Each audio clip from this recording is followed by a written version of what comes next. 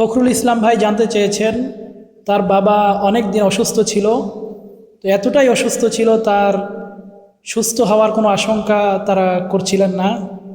তো তারা এই ক্ষেত্রে যেহেতু রমজান মাস ছিল, রমজানের রোজাগুলোর ফি দিয়ে আদায় করে দিয়েছেন। কিন্তু তারপরে তার বাবার উন্নত চিকিৎসার জন্য বিদেশে নেওয়া হয়েছে। বিদেশে চিকিৎসা করার পর তার বাবা এখন মোটামুটি অনেকটাই সুস্থ হয়েছেন, এখন তিনি রোজা রাখতে পারেন। এখন তার সেই রোজাগুলো আবার পুনরায় আদায় করতে হবে কিনা?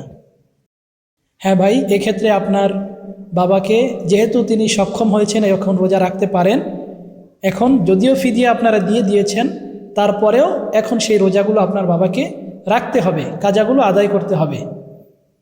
তবে যেহেতু আপনারা ফিদিয়া দিয়েছেন, ওই ফিদিয়াগুলো বিফলে যাবে না, ওগুলো আপনাদের নফল সদকা হিসেবে গণ্য হবে, ওগুলোর সওয়াব আপনারা পেয়ে যাবেন। সুতরাং এক্ষেত্রে রোজা অবশ্যই রাখতে হবে, যেহেতু ফরজ রোজা। আশা করি বিষয়টি বুঝতে পেরেছেন।